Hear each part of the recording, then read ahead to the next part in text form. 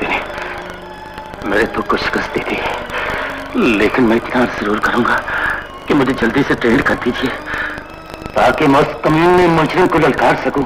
अस्सलाम वालेकुम, मैं तारक सानी ते तुसीं वेख रहे हो मेरा चैनल रैबर एंटरटेनमेंट प्लस। यूसुफ खान की एक और फिल्म लैके तुहाडी खिदमत विच हाज़र हो रहा और इस फिल्म के बारे तुहानूं मुकम्मल मालूमात देंगा कि यह फिल्म किहड़े सन च रिलीज़ हुई, इस दे अंदर किहड़े एक्टरां ने किहड़े अदाकारां ने काम किया और उन्होंने किहड़ा किहड़ा रोल किया है। उस तो इलावा जिहड़ी फिल्म एक्सीडेंट है ये किस इंडियन फिल्म की कापी है, यह तुहानूं सारी मालूमात देंगा। 14 जुलाई 1978 बरोज़ जुमा रिलीज होने वाली एक उर्दू फिल्म एक्सीडेंट और तुहानूं पता है कि हैदर चौधरी जिहड़े ने काफ़ी फिल्मां बनाने के मास्टर सन। उन्होंने बहुत सारी इंडियन फिल्मों कापी किया है जिन्हां दी वीडियो मैं अपने चैनल ते पाई हुई है, तुसीं जाके वेख सकते हो। इस फिल्म के अदाकार हैं यूसुफ खान। जरूरी था ना कि लोगों के पैसे देने थे। यूसुफ खान ने इस फिल्म के अंदर जमाल का किरदार अदा किया और सब तो पहले मैं तुहानूं दसां कि यूसुफ खान ने इस फिल्म के अंदर डबल रोल किया है।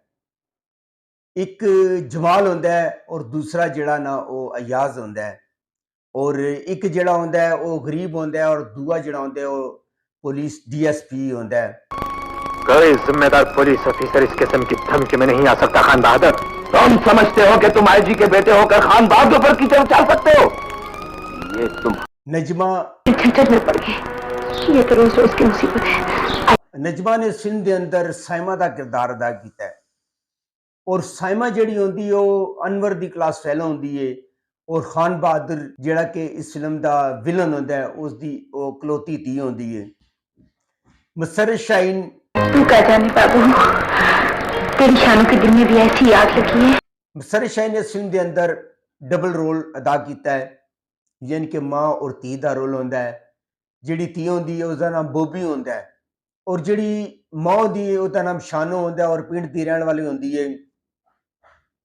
ਉਹਨੂੰ ਇੱਕ ਸ਼ਹਿਰੀ ਬਾਬੂ ਧੋਖਾ ਦਿੰਦਾ ਉਹ ਧੋਖੇ ਦੇ ਨਾਲ शादी करता है, सुहाग रात गुजारन तो बाद ਉਹਨੂੰ ਛੱਡ के आ जाता है और जिहड़ी बोबी होंदी है वो एक तवाइफ यानी कि हीरा मंडी के अंदर पैदा होंदी है और एक तवाइफ ਉਹਨੂੰ पालदी है। उस्मान पीरजादा और अपने बाप की करोड़ों की जायदाद का वाहिद वारिस हूं। उस्मान पीरजादा ने इस फिल्म के अंदर एक पागल का किरदार अदा किया है, जिहड़ा कि एक अमीर शख्स होंदा है और पागल हो जाता है अपनी बीवी के प्यार विच।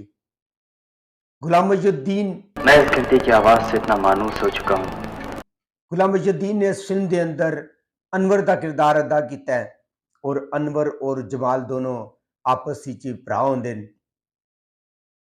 बहार जमाल जो अनवर के मुस्तकबिल के ख्वाब देख रहा है। बहार बेगम ने इस फिल्म के अंदर अनवर ते जमाल दी मां का किरदार अदा किया है। अफजाल अहमद शाह खानों पर खुलेआम खौफ था।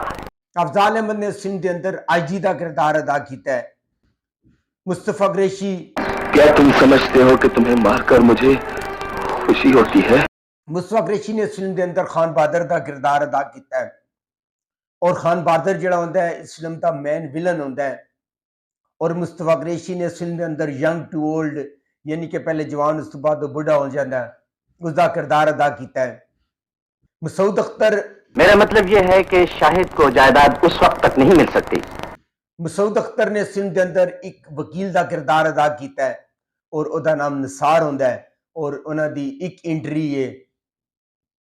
कमाल ईरानी, सब्र कीजिए आईजी साहब, खुदा को यही मंजूर था।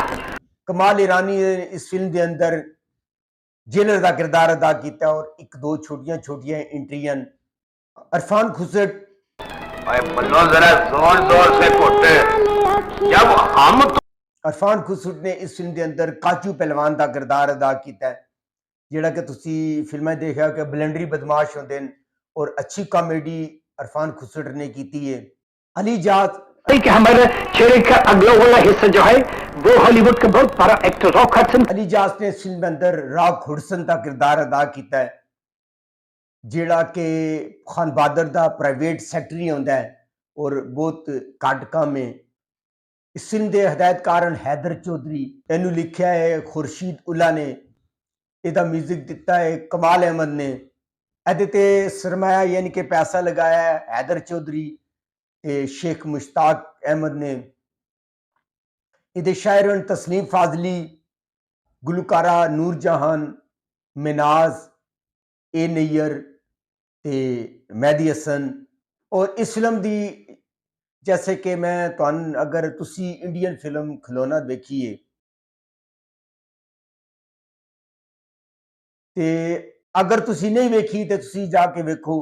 ਇਹ ਜਿਹੜੀ ਫਿਲਮ ਐਕਸੀਡੈਂਟ ਹੈ ਇਹ ਇੰਡੀਅਨ ਫਿਲਮ ਖਿਲੌਣਾ ਦੀ ਕਾਪੀ ਹੈ।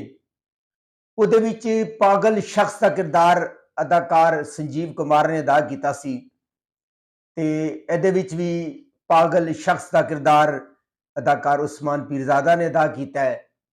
ਉੱਥੇ ਜਿਹੜੀ ਤਵਾਇਫ ਹੈ ਉਹ ਮੁਮਤਾਜ਼ ਹੁੰਦੀ ਹੈ ਔਰ ਇੱਥੇ ਜਿਹੜੀ ਤਵਾਇਫ ਹੈ ਬੋਬੀ ਉਹ ਮਸਰਤ ਸ਼ਾਹੀਨ ਹੁੰਦੀ ਹੈ। और सेम टू सेम उस कहानी ते इस फिल्म ਨੂੰ ਬਣਾਇਆ ਗਿਆ, ਕੁਝ ਤਬਦੀਲੀਆਂ ਵੀ ਕੀਤੀਆਂ ਗਈਆਂ।